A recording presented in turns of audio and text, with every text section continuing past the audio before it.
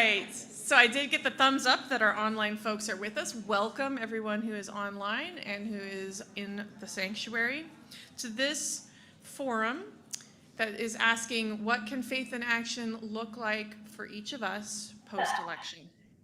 And we'll begin, as we do, by lighting our chalice. Our chalice lighting words are by Reverend Viola Abbott. As we light this chalice, may it serve to give us clarity of purpose and illumine our way as we set about doing the work of the congregation in commitment, in cooperation, and in love.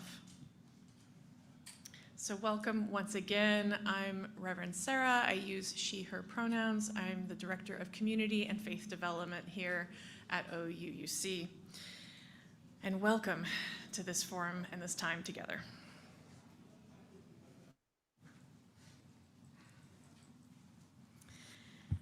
So we'll begin with a reading. This is from Rebecca Solnit.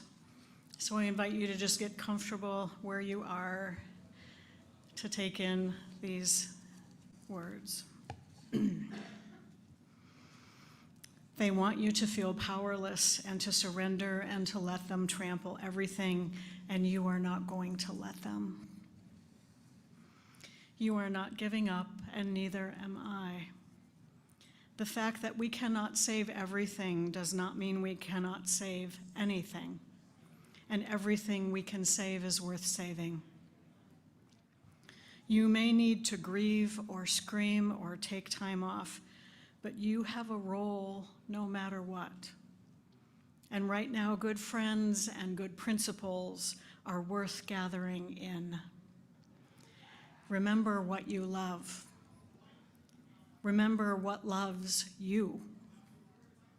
Remember in this tide of hate what love is. The pain you feel is because of what you love. The Wobblies used to say, don't mourn, organize, but you can do both at once, and you don't have to organize right away in this moment of furious mourning. You can be heartbroken or furious or both at once. You can scream in your car or on a cliff. You can also get up tomorrow and water the flower pots and call someone who's upset and check your equipment for going onward. A lot of us are going to come under direct attack, and a lot of us are going to resist by building solidarity and sanctuary. Gather up your resources, the metaphysical ones that are heart and soul and care, as well as the practical ones. People kept the faith in the dictatorships of South America in the 1970s and 1980s, in the East Bloc countries and in the USSR. Women are protesting right now in Iran, and people are writing poetry. There is no alternative to persevering. There's no alternative to persevering, and that does not require you to feel good. You can keep walking whether it's sunny or raining. Take care of yourself, and remember that taking care of something else is an important part of taking care of yourself, because you are interwoven with the 10 trillion things in this single garment of destiny that has been stained and torn, but is still being woven and mended and washed.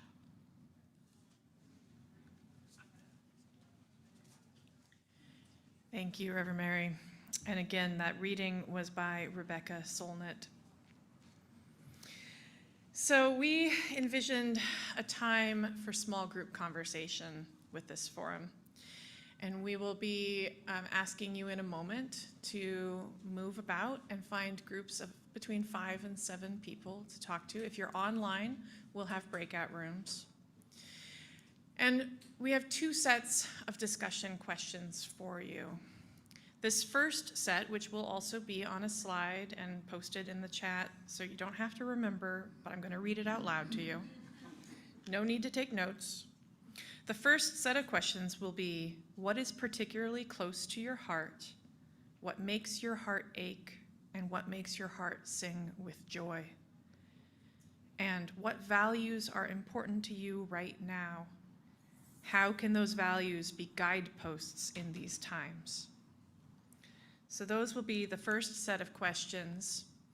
We will, after we cluster up into small groups, have 15 minutes to talk in groups of 5 to 7. So go ahead and move about now and find a group of 5 to 7.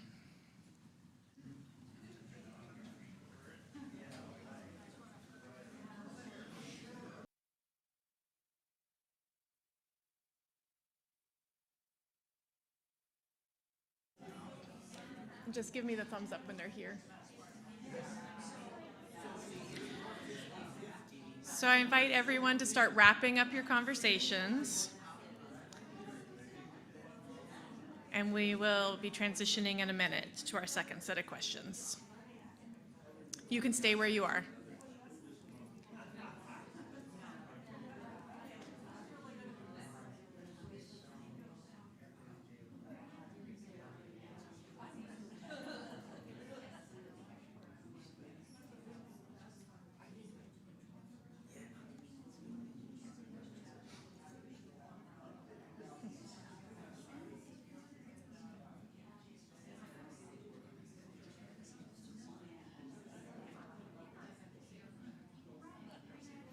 I'm just waiting for the online breakout room to return to us too. Okay, they're back. Wonderful.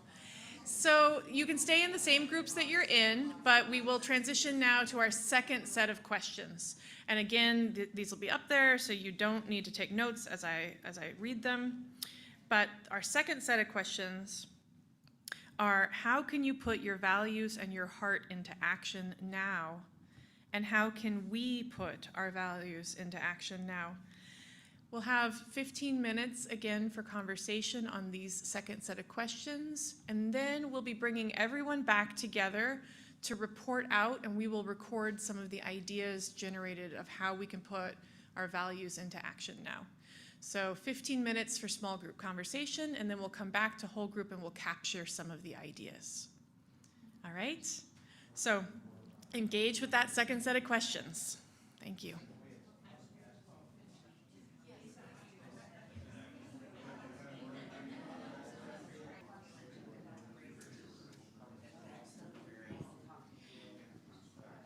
Okay, go ahead and start wrapping up your conversations. We're bringing our breakout room back in from the Zoom breakout room. They're here. Welcome back. Welcome back. All right, so what we're going to do next is to capture some of the ideas of what we can do collectively to put our values into action. Reverend Mary is going to be collecting these on newsprint. And so the only way that our online people can hear is if you speak into the microphone. So I'm going to bring the microphone around. So I ask that you wait for me to get there with the microphone. And I'm going to invite the online room to share first if they would like to. Would anybody from the online breakout room like to speak into the room, or would you like to do it by entering in the chat?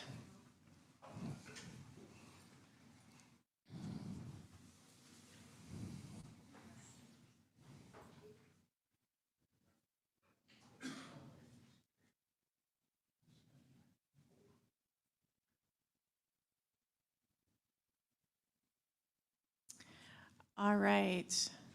So we have in the chat, healing ourselves and showing up together at OUUC for action. So we are recording that idea. Thank you, Alex. Anyone else online, feel free if you have other things, you can put them in the chat and Carbon will alert us to that later as well. And thank you, Carbon. So in the room, would anyone like to share? Just please raise your hand and I'll bring you the microphone. All right, I'm going back here first. Tell your stories to others, in parentheses, so get ready to write. I'm just kidding. But explain how you have been, are, or will be affected by significant changes, particularly those that you oppose. Anyway, tell your stories to others. Thank you. All right, I'm going forward to this group. I saw a hand here. Oh, Tiffany. We discussed the importance of organizing and connecting within OUUC, as well as other like-minded community organizations, perhaps through our connections with Interfaith Works, perhaps our connections with Osho Cultural Community Center.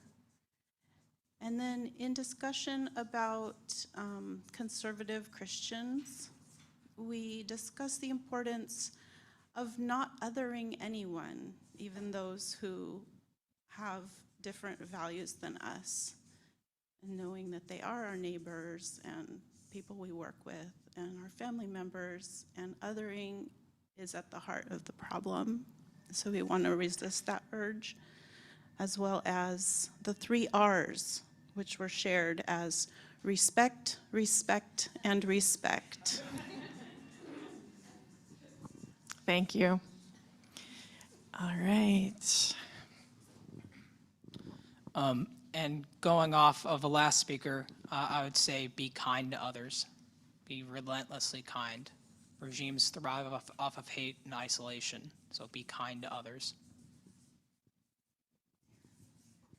Thank you. I have a long list from our group. Should I choose a couple? Hold on, Bird has changed. Yeah. All right, just go for it. Okay, thank you. We talked about the importance of listening, first to people who have different opinions from us. So people who are conservative, but only doing so when we're ready. We also talked about the importance of listening to more radical voices that challenge things within our perspectives, and specifically making sure that we listen to, follow, and support voices of people of color.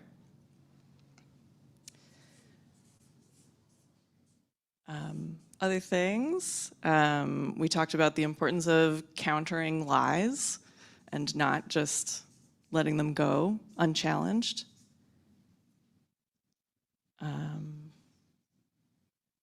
Reaching out to community and holding on to hope. And then participating in activism, so protesting, writing letters, showing up at meetings. And someone shared a quote from Michelle Obama that's "do something." Just find something to do. And I think that covers our main points. All right, thanks. Thank you. Anyone else? All right, here. I think you've pretty much covered everything we talked about, but we also had talked about don't fall into the trap that this is a done deal. Things are still fluid. I'm not sure how otherwise, let's see, and don't hate. Try not to hate others. I would also add just also to recognize that everyone needs to make their own choice about what they're ready to do and where they are, and to be supportive of that. And also to remember that everyone gets to make their own choices, and sometimes people will change their minds about how they can engage and how much they can engage and when they can. And Tori here also in our group brought up the importance of rest. And I think we're gonna all need to remember that for ourselves. And if we can, remind each other of that and support each other in doing that.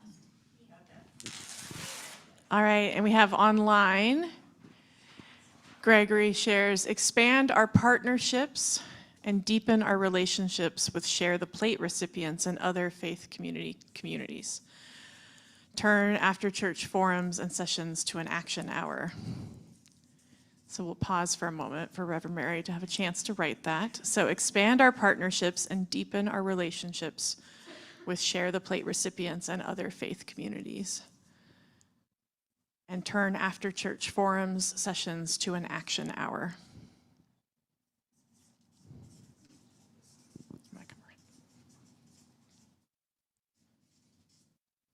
Thank you, Gregory. And we have another one in the room. So we talked about a lot of the things that that we've heard from the whole group, so I won't repeat that. But I did want to put forward that our little group, and correct me if I'm wrong, seemed to come to a very strong agreement about something that OUUC could do, which is offer sanctuary, because, of course, one of the big threats here is mass deportation, and there are lots and lots of people in our community who could be affected by that. And I agree with that. Interfaith Works is a you know, a resource for us in that. There was also, whatever, 3 or 4 years ago, or maybe more now, I guess, the temple offered sanctuary to a family. So there are resources in the community that can help us figure out how to do that. But our little group thought that was something sort of concrete we could do. We also talked about looking to the organizations that we support for strategic actions.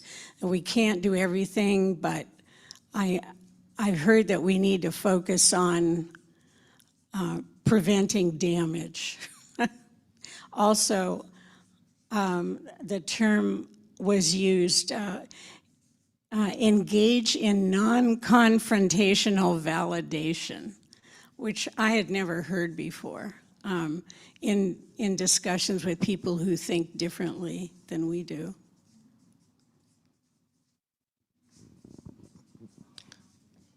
Yeah, I would like to just confirm a lot of the things that have been said.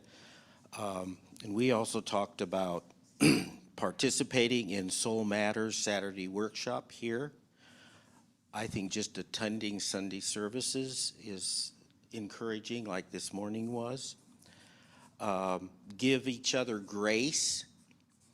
And, you know, the golden rule is treat other people as yourself, and I think that probably doesn't mean to kill them or even to put them down.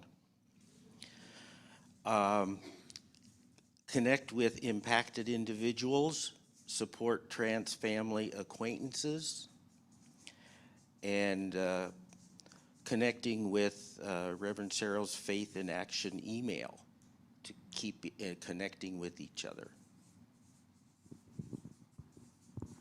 Thank you. All right, I'm going to go to the back, and then I'm going to be back to you, Tori.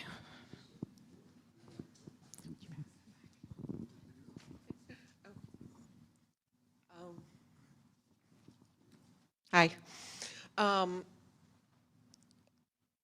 My mind's kind of muddled, so I think maybe we've already listed some of these, but we talked about participating in our local governments and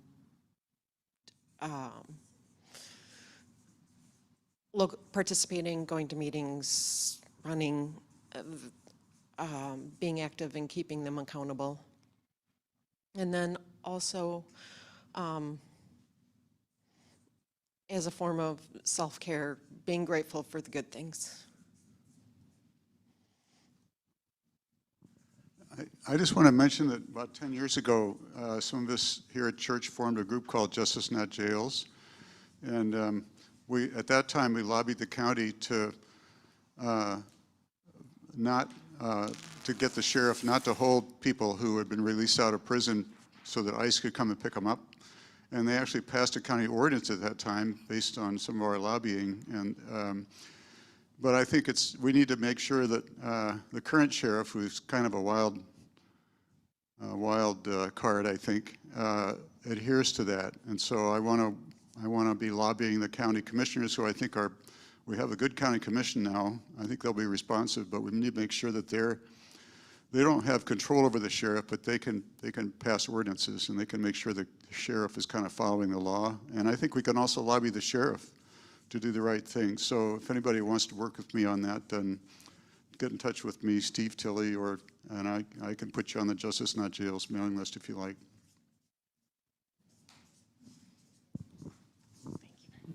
So I'm going to go to Tori, and then I'm going to go to online.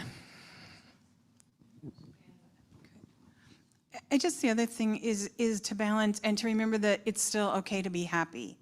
And so I think that, you know, Reverend Mary from the pulpit and music and the arts and beauty, that we can still have joy and beauty and things that nurture that parts of ourselves as well. Keeping us in balance. All right, so we're going to go online, and then we'll go to the front. So Alex says, to build on what Liz said, knowing when one is open to feedback, discussion, debate, because while you can convert, trying to force it and building relationship with that person is more important than being right. I don't know how to write that. I think you wrote it pretty well. Yeah. And I'm just pausing for a moment while Reverend Mary captures that. And so I'm going to go to Suzanne and then back to you, Danny. I think one step is acknowledging that America is a constant negotiation. America constantly changes. We invite people here to change it. And when we say we, Americans, there's something, I don't know the right words.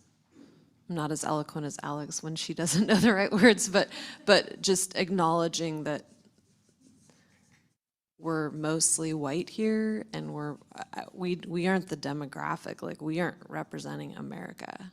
And I just think, like, I was surprised, like, oh wow, Latinos voted that way or women voted that way. And so anyway, just acknowledging that America is constantly in flux. And I've lived in countries that, like China and Japan, where that's not the case necessarily. It's not driven by the people. So this is a people-driven system, is what I'm trying to say.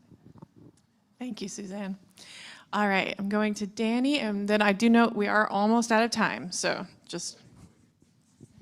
On the point of non-confrontational validation, you know, as I think of that, I'm thinking, you know, taking the time to get to know who we're talking to, you know what drives their thinking, their thought system, their values, and sharing. Because without understanding, I mean, validating somebody, you can say, okay, yeah, I can see where you would say that, or if I were you, I could see how you would think that. But if you don't know who you're talking to and you don't know what their value system is, it's pretty tough to just have a non-confrontational conversation. So, Thank you. And we agree about listening. Yes. So this is only the beginning of the conversation. So dear ones, this is not the end. We are going to capture all of these ideas. It'll be in next week's Spark. There will be more conversations to come. So thank you so much for starting it with us. And please do pay attention to announcements and other communications coming out from the congregation so you see other opportunities to engage. I want to add my thanks to all of you for showing up and engaging with each other.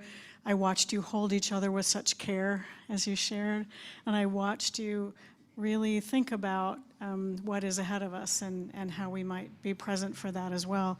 And I want you to know that these same kinds of discussions are on the board agenda coming up too. So it's at all the places in OUUC where we can begin our preparation for what comes next. So we'll do what we do, which is to extinguish our chalice. And these words are from Ben Atherton Zeman. As we extinguish the flame of our chalice, we ignite it inside ourselves. Our commitment to our mission and to one another is an unquenchable flame. Let us remember that we are not alone until we light this flame together next time. Thank you all.